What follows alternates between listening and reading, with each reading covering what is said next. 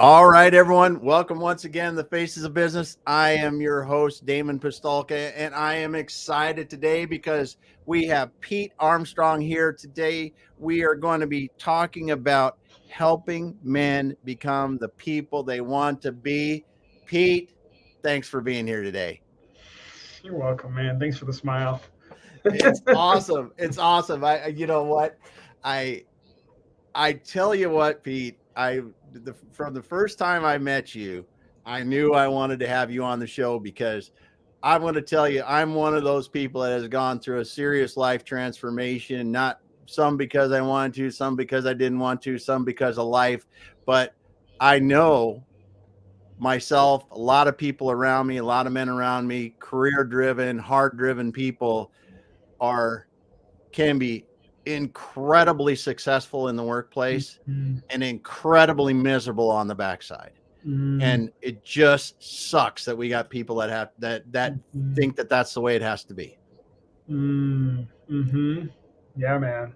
Well, thank you. Yeah, I'm glad that we connected. I'm glad you saw something in me, and I saw something in you, and I learned so much about you the first time we chatted, and it's just I'm excited for where this conversation is going to go, and I sincerely thank you for this opportunity. yeah, yeah. Well, I tell you what, Pete, the way we like to start things off is we always like to get a little background of how you got into helping men uncover their blind spots and improve their relationships and really see them how they can live a fuller life. Man, thank you. I mean, really, it was through uncovering my own blind spots first, Yep. and I think what really set me off on this career, uh, the final like kind of nudge was I went through divorce in 2020 Yeah. during COVID, and I was going through divorce, and I was like, you know what? This is the second basically failed marriage I've had. I have three children with two different women, and I was like, the commonality here is me. I'm the common theme, right? And so I was like, okay, I know I'm a good dude. I know I'm a good person. I'm learning to love myself. Uh, I've taken, I'm free of pornography and casual sex for like 10 years. And in the marriage, I was free for like 5 or 6 years. So, like, I've taken things out of my life that have helped me get into a marriage and have a decent relationship.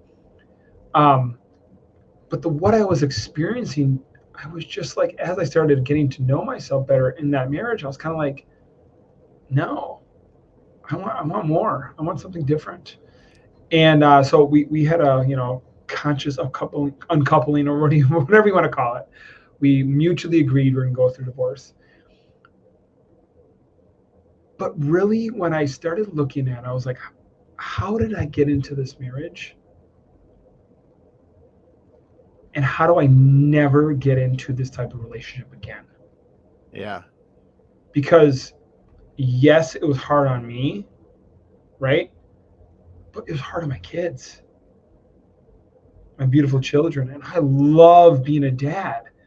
And my kids, my two older kids, my ex-wife was their stepmom. The stuff they shared with me, Damon, was heartbreaking. Yeah. The gist is like, right, I didn't listen to them. I didn't listen to, my Yeah. wife. And what does that mean to a kid? They internalize that as like they're not worthy, right? And and so yeah, and then so then that was like this deep dive when we started going through divorce. And then I also was like, you know what? I'm gonna take alcohol out of my life too. I took the pornography, the sex, all that kind of stuff about 10 years ago, 10 years, whatever. Alcohol, even though I don't use it, like I'm not a fall down drunk, high performer, showing up to work, Yeah. but I just kind of knew the way I was using it was kind of to better manage stress and probably some childhood pain and stuff of the past. And I was just like, you know what? I'm going to take alcohol out of my life for 1 year. see what happens. I was just curious about it. Yeah. See what happens. And starting up, I called it a sobriety tour. I was like, I don't know where I'm going to go. I don't know where I'm going to end up. But with pure curiosity and just to see what was going to happen, I would say those things really set me off on this path, was like taking out alcohol and exploring my pain and my struggle and getting help, therapy, coaching, training, reading books. Like, I didn't understand for a long time the way I felt inside about myself, like going to places and not feeling like I belonged, and I was, was rooted in shame. I kind of heard of this thing, shame, but after I read this book by Brene Brown called The Gifts of Imperfection, I was like, did she write this book for me? I was like, this is gross. So that's what I've been feeling for 40 years of my life, right? This Yeah. thing. And so just, and so that's the gist, is like I did my own work. And even before my divorce, I had 5-6 years of therapy. I had anxiety, I had addiction, I had depression, childhood, rough childhood, parents got divorced, the whole nine. And I just coped with drugs and alcohol and sex, kind of like a lot of guys do. But when I started taking these things out of my life and getting to know myself and understanding how the mind works and why I was doing what I was doing, I started empathizing with myself that, hey man, you've been struggling. It's been hard being you. And it was like, I just started like forgiving myself and getting to know myself and really having a little more compassion for my experience. Yeah. Yeah. Well, I think that, I mean, all the way from beginning to end of childhood, coming through, me being a bit older, I don't fault my parents, but they, a lot of parents are woefully prepared to help raise kids, first of all. And I don't fault anyone, because everyone does the best they can. But with all the stuff that we know now, I mean, it's insane what we know now compared to what we knew decades ago. And it's also insane to think that a parent can know all this stuff before they have a child. But the good part about it is, I think that there is help available for people. We a lot of men don't get help, and that's the thing that I feel just really torn when I see people that are high performers at work. You've seen them, they're driving, they're doing their thing, and you look beyond that and you realize it's just a lot of it is just a garbage trail of, I'm surviving. Even if I've got a nice house, even if I've got, the money stuff that comes along, that success brings, that, but they're still empty. And I just, that's the thing that I think is cool about you helping men find this, because there are so many people that it's that way, in varying degrees, obviously. Yeah. And yes. And here's the thing, with all, addictions, you want to call it, bad habits, unhealthy coping, doesn't matter if it's alcohol, pornography, sex, smoking pot, or building a business or striving in your career. Yep. You're getting something from it. It's actually helping you. Alcohol helped me. Pornography helped me. For short term, for a little bit, right? Yep. There's consequences to those things, though. And the costs often are far greater than the benefits. The challenges for men that are successful in the career or in their business is they're applauded for their efforts. And so that in itself helps you feel good about yourself, right? We can get down to the psychology of all that, but we don't need to do that. They're getting something from this, right? And not all men, as far as what I've experienced, they didn't know that they were doing this. They kind of know that they're getting applauded and it's helping them feel good about themselves. But they don't fully know that. And they don't realize that maybe deep down, they actually don't believe in themselves. They don't feel they're worthy. They didn't feel loved by their dad, their mom. And guess what? This thing is filling that hole. But the challenge with it, man, it's you're going to keep needing it. You're going to keep needing it. You're going to keep needing it. Because those holes, man, those gaps, that pain, those wounds, so to speak, that some men know are there. Some men don't even have any idea because they're subconscious. They got to keep performing because they feel that little bit of discomfort and like fear, anxiety, not enoughness, whatever it is, and they got to ante up again, right? They got to make the next dollar. They got to make the next sale. And unfortunately, that is keeping them alive. When you say survival, you say they're in survival mode, and literally they are. We can get down to the science of it. Their nervous system literally is in sympathetic dominant state, meaning like they're in fight or flight, right? And they're literally trying to survive, and they don't fully know it. You know? But unfortunately, this is a good point. I was talking to a guy. He owns a gym, doing great, killing it. You know, he's 40 years old. We're most likely going to work together. Great dude. He's done very well for himself. And I was talking to him, and I'm like, hey, let's do some breathing. And he's very smart about the body, and he was like, why do we want to calm down? And I'm like, well, in order to connect, you and I to connect and help you uncover what are some of the things that you're struggling with, we need to regulate your nervous system. So we need to get into a more parasympathetic state, which basically just means we need to be able to tell our body and our mind to chill out and relax. And he's like, okay, that makes a lot of sense. And I'm like, well, if you're coming to me with the struggle is your marriage, killing it everywhere else, right? But it's your marriage, and you feel like an island, and you feel alone, and you feel rejected, you feel betrayed, and you're not able to fully share that with your wife. In order for you to, because in some way, shape, or form, the root of it is fear. And if you have that fear, I believe, like, I'm going to get rejected, she's not going to, whatever it is, right?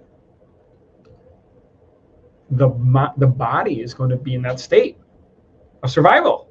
Yeah. So if you're in the state of survival and you're in the woods, you're being chased by a tiger, are you going to slow down and have, a nice calm conversation with your buddy?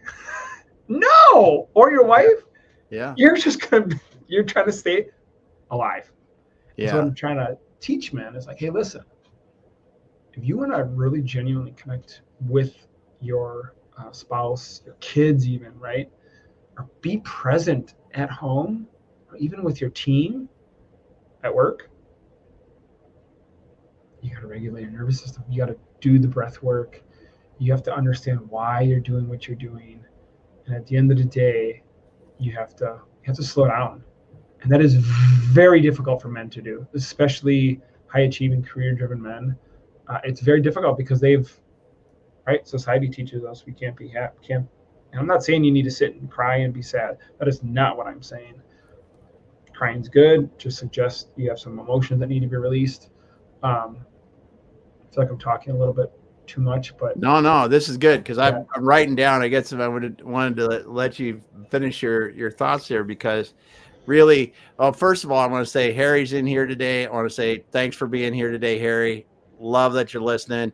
And if anyone else is out there listening, drop a comment in here and we can ask Pete some questions if you want, or just connect with Pete after this to talk with him. But you bring up a good point.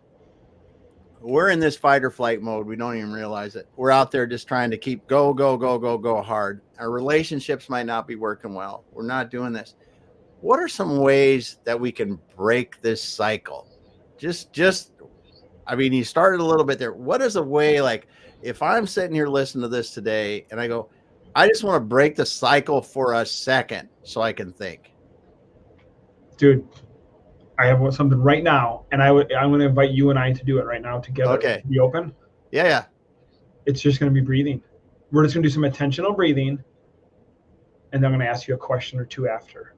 Okay. Because if I just tell you and tell your listeners, hey, this is what you do. I hate to say this, but how to. How to, we all know how to, but most people don't do it. Mm-hmm. Right? Yeah. Oh, yeah. Like, we know sleep is the foundation of well-being. How come you're not prioritizing your sleep? So so for you and I, let's do a little breathing. All right, let's do it. Those listening or watching, do it with us. So I'm going to invite you to close your eyes, if you're willing. Mm-hmm. I'm going to take off my glasses. Sit with a straight spine. And right now I've been talking, so I've actually, because I've been talking, technically I'm out of breath.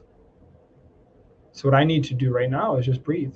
And so you and I together, we're just going to do a little quiet, and let's just do like 5 or 6 intentional breaths. And what that's going to look like, Damon, is a 4-second inhale through the nose and a 5-second exhale through the mouth. And that's all we're going to do is like 5 or 6 of those just to kind of calm us down. Let's begin.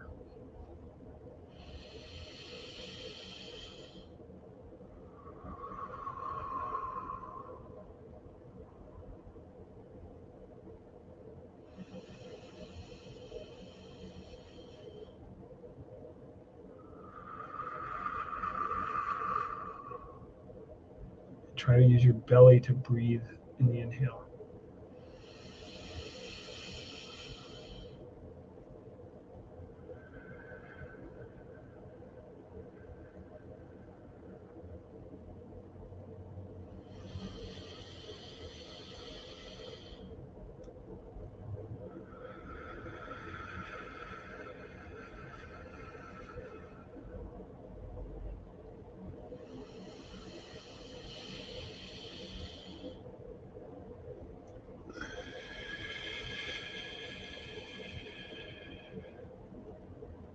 Let's do 2 more.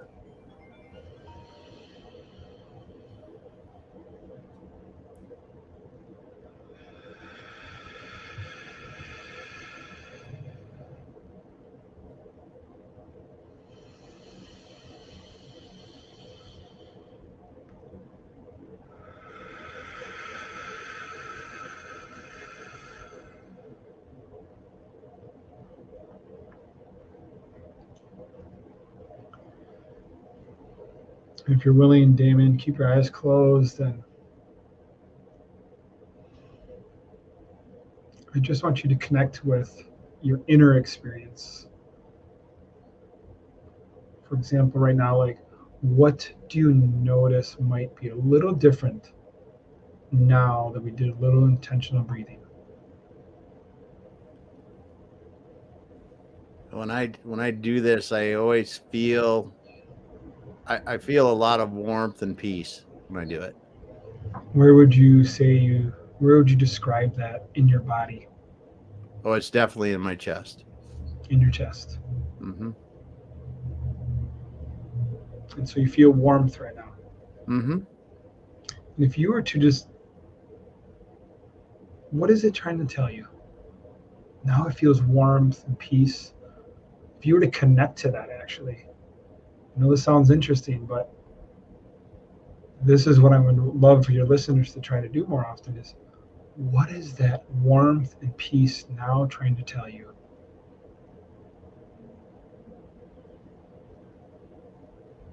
We should do more of this. Yeah.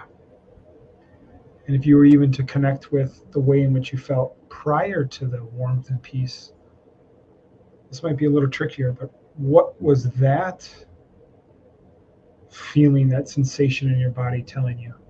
What was it trying to communicate? Yeah, throughout the day, you really feel yourself taking off with the work that you're trying to do and those kind of things. And, and all there is anxiety, there's frustration, there's worry, whatever you want to call it. And to me, breathing helps me bring that back to a center that allows me to go, okay, now let's really look at this. Let's separate my mind, what my mind is telling me, from reality, and try to throw the garbage out.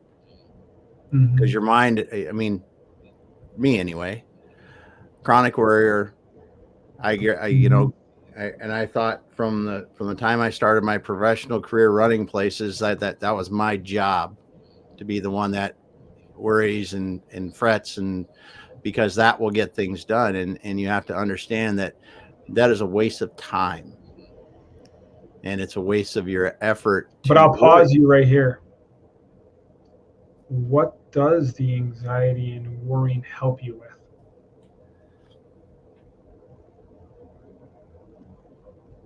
I don't know. Not anymore. I don't There's know. some sort of, and this is, I don't want to say coach you, but I'm trying to help people understand. Yeah. The one way to connect to the anxiety is to connect your body. Mm-hmm. And you can feel it off, the anxieties in the chest. And that's the first way that men can start to understand, is to start connecting to their bodies, which they haven't done for 30, 40 years. Yeah. And the breath is one way to help you regulate your nervous system, calm the anxiety, and help you connect to that feeling. Yeah. And so when you ask, how do we do it? We just did it. Yep. That's a great example. And I'm glad you brought that up. And by no means was I planning to bring this up, because this is one of the things that I too have worked on over the last few years, is to really understand how breath helps. And I think what it does for me personally is, like I said, all the other things I said about myself prior, all that good stuff. But what it does, as I just mentioned, is if you do that, if you just take that moment in the whatever situation you're in. So you're in a situation, just say you're in business and something happens, or you're in a situation where you're with your spouse or friends or something, it's not going well. If you can take a few deep breaths right there, the power that it gives you, and I don't mean a power from but the power that it gives you to help you really think about something clearly. That's what, and I think what you're talking about there is that pause, that resetting your mind is so important. And we're not taught to do that, I don't think. So it is resetting your mind, but it's resetting your nervous system. And this is important, because when you talk about anxiety, that is rooted in fear, and fear is an emotion. I've been talking often lately, we're human. We're human first, meaning we have emotions. And so we do reset the mind, but the cool thing you're doing is when you're breathing, you're actually resetting your nervous system, which is telling your body and your mind that you're okay, that you're safe. Yeah. Is that interesting? That's the feeling. And I know men are like, I feel safe. No. It's like, well, my point is, but the cool thing is, we just did it very intentional. I took off my glasses. I guided you a little bit. I guided me. When you were talking,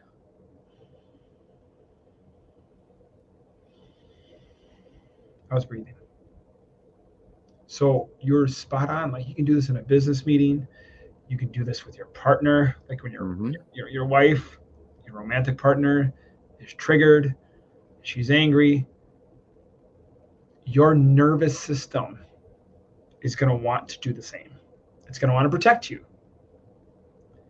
But if you can help your body and your mind understand, and this is for men too, like, hey, this is how I'm going to relax and calm myself so I can respond in a healthy, productive manner. Not burying your emotions. That doesn't help either. Excuse me, it does help. Not long term though. Yes. Yes. But it does help because if you bury it, you can kind of get on, right? Yeah. You can't rationalize an emotional problem. The emotional problem's still going to be there. You can rationalize it; it'll go away for a temporary period, but it's going to resurface. And so, and I get excited about this. So I don't want to keep talking about it, but I think what you've experienced with the breath is one way that I encourage men to do it on the way home. Like when I go drive home or I'm riding my bike, I'm breathing on the way home because I'm sure my 16-year-old son might have not done the dishes or he didn't cut the grass or, Yeah. you know, he left the cereal bowl out or whatever stupid thing it is. It just helps me respond better. And then it's just kind of cool, man. You have better days. You have better nights with the fam. You have greater intimacy with the people you love. And that's what we want. Right? Yeah. I mean, isn't that what we want? Like, if Yeah. family life isn't right, it just, I don't know, man. I feel like if family life and home life isn't right, I don't know. Life just doesn't seem. Well, it's pretty hard having one-sided life. I mean, I've lived it, not currently, but I did prior, and it is something that it's hard to do. It's hard to do. It's hard. It is hard. It's very difficult. I lived that life for a long time too, and I think it's hard because, again, we're human. Mm-hmm. I'm gonna go back to this idea: HU capitalize MEN, and even though we're men, we were designed for relationship. Mm-hmm. Humans are designed for a relationship. You know, it doesn't matter what spirituality you align with. If you look at all spiritualities, or even if you're agnostic, like we're designed to connect. We're designed for connection. And when we don't have that connection with the people we really desire it, like the people we love, our children, you know, our parents, Mm-hmm. our spouses, our romantic partners, there's going to be a longing and yearning and pain within us that you can avoid. You can numb out through alcohol. You can, you know, distract through overachieving. But at the end of the day, man, the only way to really solve that, tend to it, is to get to know what's going on with you and why you do what you do. And what I've experienced is, you know, you can get that in therapy or coaching, maybe even some beautiful mentorships or some masterminds. But what I've experienced, there's a big gap, and men being able to express how they truly, what it's like being them. Not like, how they feel. I'm not going to go in that direction, but what it's like being them. And most men haven't connected to that part of them. Like I had a guy the other day, he was telling me, he's like, I feel like an island. I feel like an island at home, and I feel like an island in my business. Because he doesn't have some of the emotional fitness that is required to better connect with his wife. Mm-hmm. And then he also doesn't have the, for lack of a better word, courage to share the way in which he's feeling about a situation with some of his team, you know, giving feedback, whatever it is, right? And like, he's like, I feel like I'm on an island, and I don't know, I have no help. And so it's like, I'm telling you, it's honestly, Damon, it's there are a lot of men who feel this way, and it's getting in their way of their relationships, and it's getting in their way of their well-being. And when men are happier and they have better relationships, in my opinion, they're going to be better leaders. They're going to have greater impact. They're just, I think it's just by design, you know? Yeah. Yeah. Well, I think that if you, as we talked about, and I want to talk about this a little bit, to get from where someone say today, I'm not happy with myself, my situation, whatever that might be, in the way, you know, the way we've been talking about here. What are some of the things that you see and you're talking about, it could be masterminds, could be or coaching or mentorship sessions or whatever it is that helps them. But we talked about breathing, but what are some resources, things they could think about, things they could, I mean, just to take that first step, because we're all scared of this as men, right? We're like, okay, I don't want to be seen the guy that, that's going to be, first one out of the water or whatever you want to talk about. But at the end of the day, it's worth it to take some little steps and see what we can do beyond. I mean, breathing was great here and those kind of things, but what suggestions do you have for people that's like, listen, if you don't feel like this, here's a couple ideas. Damon, I have ideas. I'll give you something, but you just said it's worth it, right? What's that? You just said it's worth it doing this type of work. Oh, yes. Or moving, right? Oh, yeah. So would you be willing to share a little bit, a small little something that someone who has been in your position, or excuse me, is in your position in the business world, you've done some of this work. You know what it's like. Yeah. How come what's something for you? Because men love story. They like testimonials. They want something relatable. What is something you've gotten from doing the work? Well, I can tell you, you don't have to have a bad home life and be very driven and have a great business. And I'll tell you, I grew up thinking that it's a dichotomy, right? You're gonna have one or the other, and that's not the case. If you're sitting out there, someone's out there listening today, they think, man, I got to do this. I got to do this. This business needs me. I got to do this for my family. I got to do this, but it's going like hell at home, but I got to do it because I need to provide for my family. That's bullshit. It doesn't have to be that way. Yes. And you're experiencing that. Yeah. It's like, it doesn't have to be one or the other. And it's not big steps. You and other people that can help with the kind of coaching and things that are available for these men, they can learn how to put in the work that they need to at their career, their business, whatever, and then put some of that same effort into their relationship that allows that to be so much better. And they're going to go, I'm doing what I was doing at my career or business or whatever, almost the same as I was yesterday, but my home life's a hell of a lot better. Yeah. I bet you a little bit, the response or the result of that is a little happier. Yeah. I mean, because it is, I mean, there's nothing going to overcome the fact that if you're going to work 22 hours a day for long periods of time, it's not going to, relationships don't work like that. You got to get past that.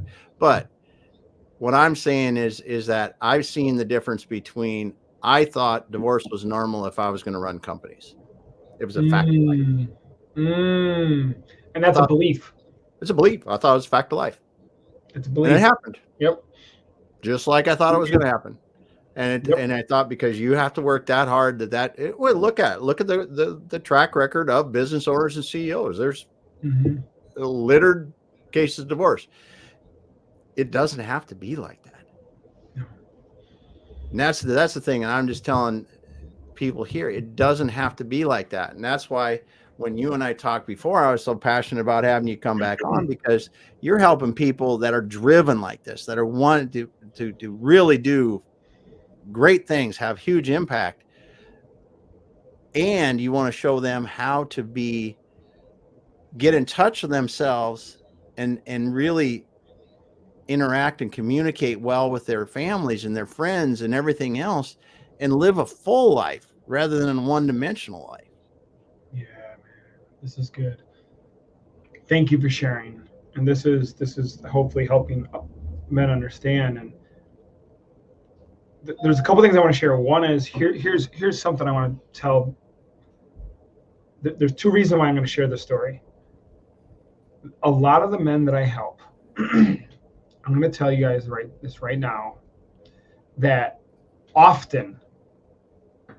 almost every guy I work with in some way, shape, or form did not feel fully loved by their mom or father.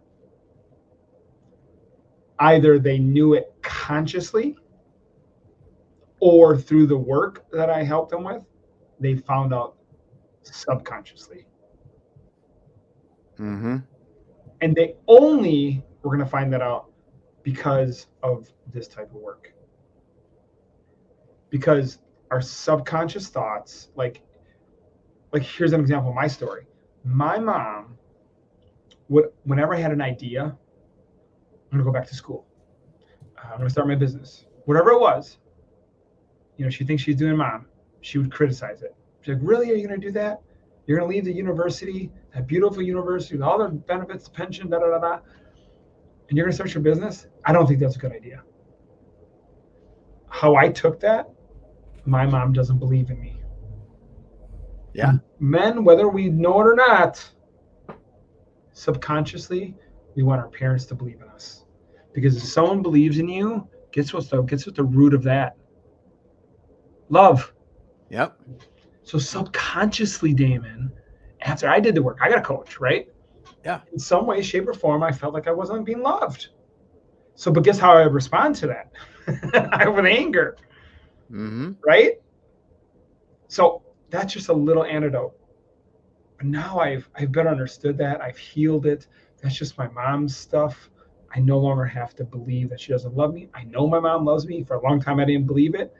And she'll probably never fully love me the way I desire to be loved. I've grieved that. It's okay. The second thing I want to say about men is, if I just got done telling you that in many ways, the root problems have to do with your mom or dad, you not fully feeling like your mom or dad loved you, and you have kids, you need to start thinking about your kids.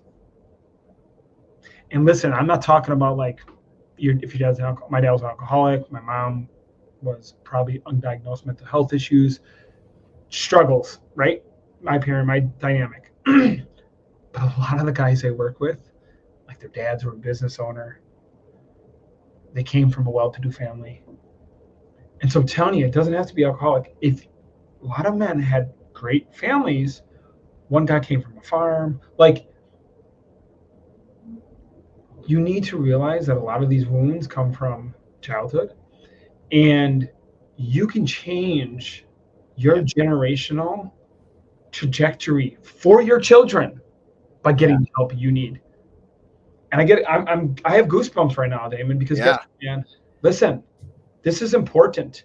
And here's the thing. This is the thing. I didn't do this for myself, the work I did. And because the reason why I did it when I was going through my divorce, I was like, you know what? I want to be a better dad, and I don't want my kids to feel the way they feel about themselves, like how I felt the majority of my life.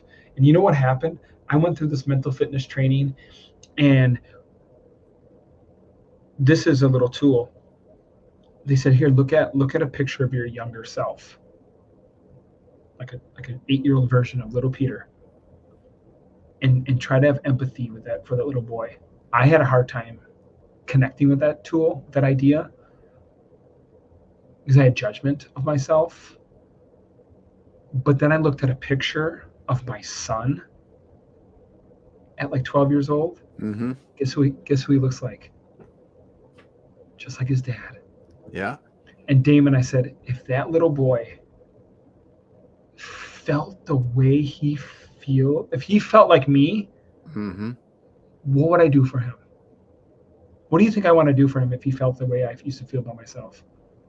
Make it different. I'd want nothing more but to hug him, love him, right?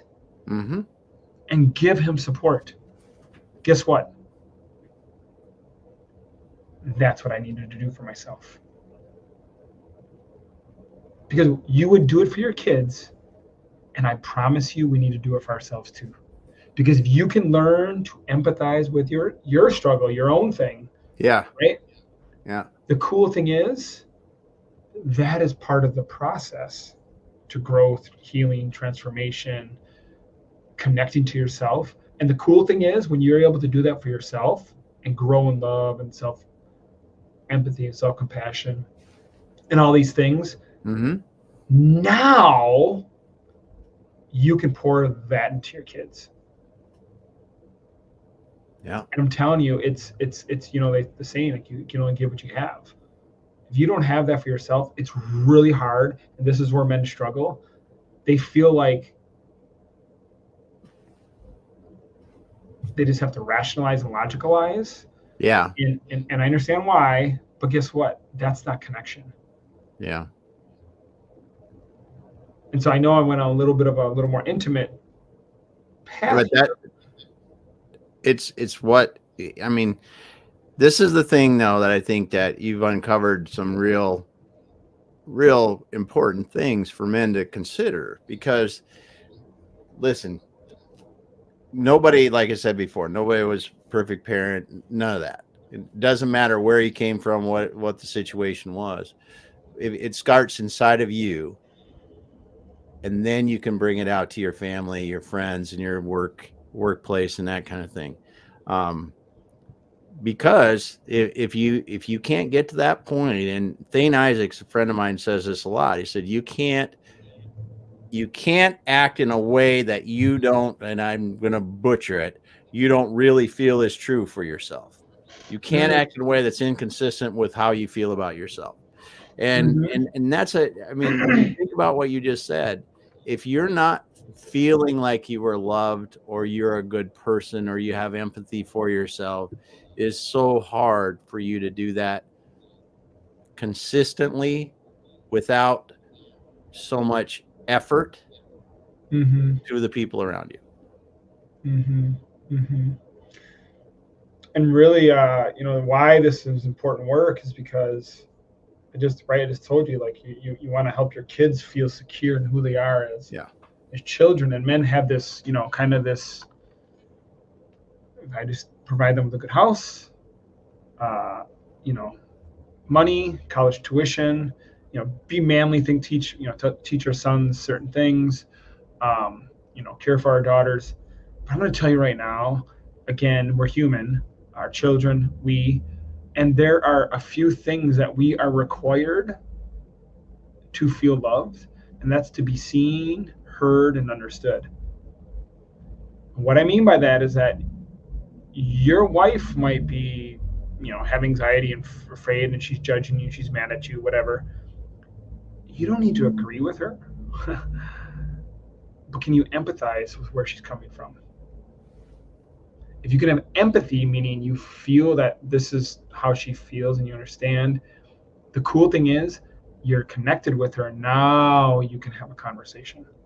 And that's the same with the kids. You can have a boy who's 12 years old start crying. And if you, or even a 5-year-old, you tell your 5-year-old that's crying because they're sad. I'm not talking about because they didn't get a cookie before dinner. Yeah. Because you got to be right. You got to set boundaries. That's love. Yeah. But I'm talking about, if a kid's upset about something. Yeah. Telling them to go away and run away and go in your room. How does a child take that? It's like when I'm sad, I'm angry, I can't be around my parents. That means I can't be myself. Children don't know that. And so I share this with men too, because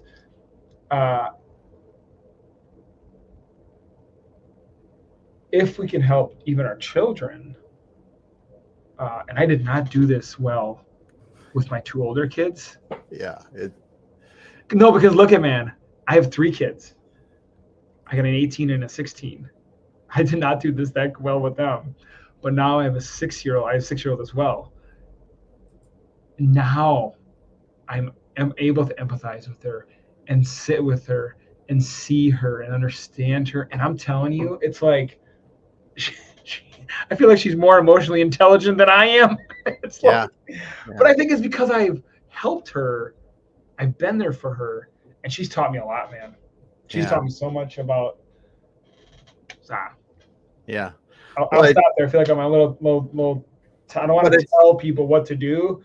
I just want to kind of tell my story and help men understand and people understand that we have human needs, and it's often to be seen, understood, and heard. And I know, we think at 43, and I'm not sure how old you are, we still have them. We're going to have them the rest of our lives. Yes. Yes. Yeah. Yep. Well, Pete, it's been great having you on today. And, I just hope that people listening, we got some more comments. We had Michael talks about the disconnect with loved ones and colleagues during COVID. That was a tough thing. Pete said something else too. Do you believe the smartphone has dehumanized us at work, life, and from building healthy relationships? Don't give me. We can have a whole nother live stream on the smartphones. Yeah. Yeah. The answer is yes. I think just a quick. Here's the challenge too. Again, help men who are struggling, with addiction, bad habits, unhealthy coping, right? And some men like the phone. Yeah. Scrolling on the phone is getting in the way of them being productive at work. Mm-hmm. Scrolling on the phone is getting in the way of connecting to their wives. And here's the thing. What are you getting from the scrolling on the phone? What are you getting from it? It's helping you with something. And most men are like, nothing. It's stupid. It's pointless. I'm just scrolling. I'm like, no. You're getting something from it. Yeah. It's helping you. There's a benefit there. And so I say that, because he has this beautiful question, is it getting in the way of our connection? Absolutely. Because if we are just doing this, we're not connected to ourselves. We're not connected to being where we are. Have you ever done that where you're 15 minutes on the phone, you're scrolling Instagram, Facebook, the whole nine, and then you're like, where am I? It can happen. It can happen. And so the answer is yes. The phones are a big problem. And I'll tell you this, I've been doing this for 10 years plus with my friends. When we go places, I'm like, hey guys, let's put the phone in a bucket or put no phones, man. Let's just connect. Yeah. And I get kickback sometimes, but yeah, what are you gonna do? Yep. Good stuff. Well, Selena said, love the discussion, very open and raw. And she said, love it. And great. Thank you, and it is. Michael talks about the dopamine, it's and the people that develop the social media platforms and the other things. I mean, they know what it's doing. And we know the feeling we get from it, whether we realize it or not. But the real thing that I like, and I'm glad we brought you on today, is because just to maybe get someone, maybe two people, to think about this, because it doesn't, their life doesn't have to be this way if they're not happy with the way it is.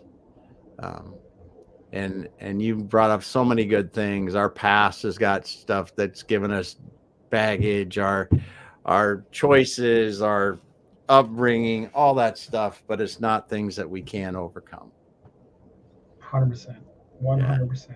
Takes work, like any overcoming, right? You're gonna get over a mountain, or you're gonna get through a swim or a hard bike ride or starting a business. It takes effort. Yeah. It takes work. It takes skills. It takes training. It takes practice. It takes doing the reps. And all this emotional stuff, some men just haven't done the work. It's not in a negative way, but how can you expect to be good at something if you haven't done it? Mm-hmm. Right? You just got to practice. You got to learn and understand. So there's often this thing I tell men, it's like, I'm stealing this from Gabor Mate, but it's like there's knowledge of self and there's self-knowledge. The self-knowledge is often the route like men like to do. They like to, let me go read this book, and then I'll figure it out, right? And you can get some self-knowledge from that. I didn't even read that whole book, but the one thing I like about that book is you got to be the first person sold on your product, your mission. But there's self-knowledge. You can get that in books, right? You can watch that on podcasts. But then there's a knowledge of self. And that's where the richness happens. And that is where you're learning about, you're getting to know you.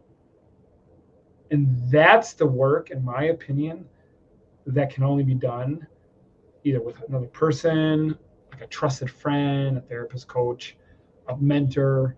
And that's where the magic happens, when you get to understand why you struggle, why you have pain, why you react in this way to this trigger in this relationship. That's the good stuff. Yeah. But I guess with that being said, I want to leave some people with some guys with a couple little next steps, because you did ask that question before, and I said breathing is good. A couple books, I would say Brene Brown's The Gifts of Imperfection. She has a largely female audience, I think, women, but she's got some beautiful stuff in here about what it's to be human. The Gifts of Imperfection I really liked. I would say that's a good book for men. I have almost all my clients read it to start. Also, there's a book here. This is kind of more for men who have done probably some work already, but To Be a Man. That's a really good book. And then really at the end of the day, start following experts in men's work or relationships, and even if you can't follow them, just secretly watch what they're doing. Listen to podcasts. Podcasts are phenomenal. Rich Roll, I got a shirt on today. I love Rich Roll. Andrew Huberman, Peter Attia. Just named some Very that good. men align with. Thank you so much. And thank you so much for sharing with us today. Michael, thank you so much, Michael. You had a lot of comments. He was talking about smartphones, the dopamine, the addiction, and he talks about some other things here. Thanks so much for the comments. Really appreciate that. Pete, thanks so much for being here. We got to shut down for day, but I want to ask, if people want to get a hold of you, what is the best way to get in touch with you? I'm on LinkedIn. Okay. Connect with me on LinkedIn. I think it's Pete J. Armstrong. It has Pete/R because some people call me Pete, some people call me Peter. So I'd say LinkedIn is a great place, or just email me, PeteInspires@gmail.com. And I love to just connect with men and talk about these things, or even women who maybe, just there's no strings attached to connect with me and to talk about these things. I love to help. Awesome. And so those are probably the two best ways. Awesome. Thanks so much for being here today. And again, we had Pete Armstrong here. Look him up on LinkedIn. And like you said, it's Pete/R Armstrong. And you can talk with him, connect with him. And it is, again, PeteInspired@gmail.com. Pete Inspires. Pete Inspires with an S at gmail.com. Yes, at gmail.com. You got that. And hey, we got George coming in. George says thanks as well. Welcome, brother. Thanks for being here today. Hang out with me for a minute, Pete, and we will wind up offline. Thanks, everyone.